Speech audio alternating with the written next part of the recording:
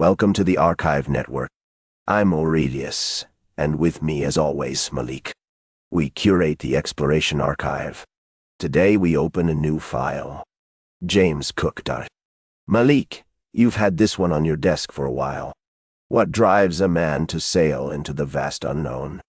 For James Cook, it all began in Marton, Yorkshire. Born on a damp October morning in 1728, the rugged landscape shaped his character. The roar of the tides wasn't just background noise. It was part of his education. He learned to navigate the waters, to read the winds. These early experiences forged a resilience in him that would carry him across oceans, redefining our understanding of the world. Aurelius, you frame Cook's background as a straightforward path to exploration, but it's so much richer than that. The boy from Yorkshire was shaped by the grit of coal, the labor of coaling ships, and the rhythms of everyday life that surrounded him. He learned survival skills that went beyond just sailing. He understood the struggles of his community, the people who worked tirelessly. Those experiences gave him a depth that would influence his journey across the seas. You make a valid point, Malik. The environment shaped him in ways that would later fuel his ambitions. But let's not overlook the Royal Navy. That's where his journey truly gained momentum. By his 30s, he had moved from coaling to command. The Navy provided a clear structure and a ladder to climb, one he ascended with remarkable speed. This was no mere job. It was a gateway to power, and he seized that opportunity with both hands. But let's not overlook the human cost of that transition. Cook's rise wasn't just a story of talent. It was the result of a ruthless system that favored a select few. Many others, just as skilled, were left behind, struggling in the shadows. The Navy prized meticulous logbooks, but often turned a blind eye to the lives entwined in those records. It was a harsh, competitive world where only the most fortunate made it through the cracks. True enough. The Admiralty sought someone reliable for their 1768 mission, a complex task that intertwined science with the ambitions of empire. They needed a steady hand, not merely a skilled sailor who could navigate the seas. Cook's precise nature and unwavering focus made him their clear choice. We see this time and again in history.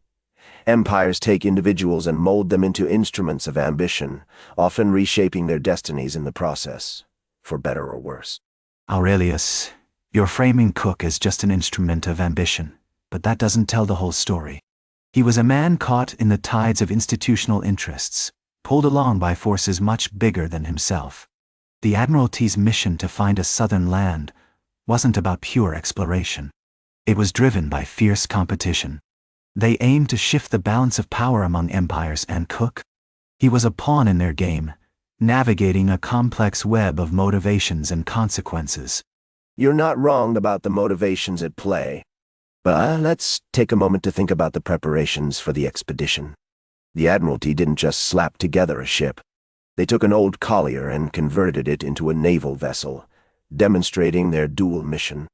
They packed it with scientific instruments and assembled a crew of skilled hands. It was a careful blend of meticulous planning and shrewd political maneuvering, showing how empires often work behind the scenes to secure their ambitions.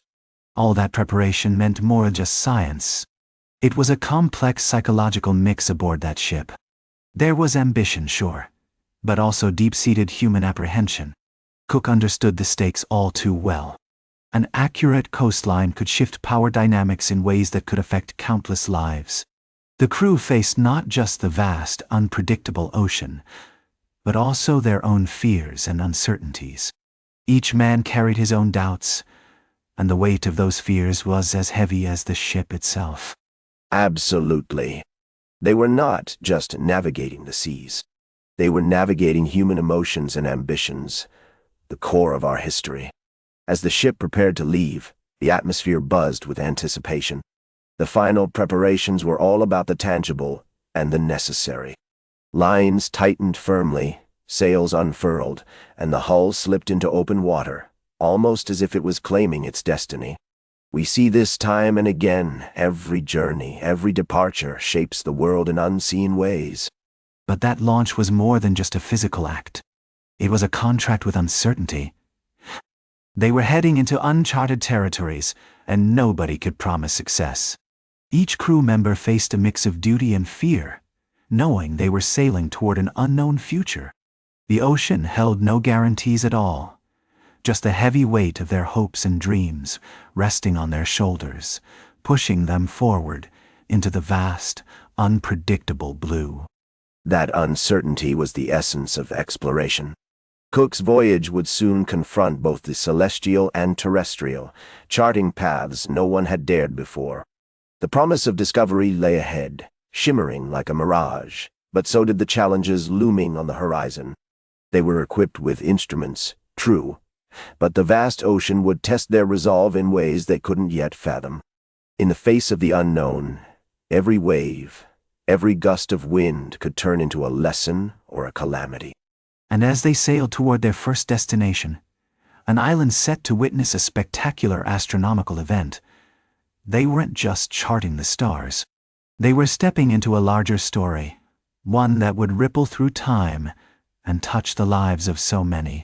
Each decision the crew made, each moment they faced, would leave an imprint on history, shaping the world in ways they couldn't even begin to understand. They were about to change lives, both their own and those of countless others. Cook stood at the precipice of history, armed with instruments and a vision that could reshape our understanding of the world.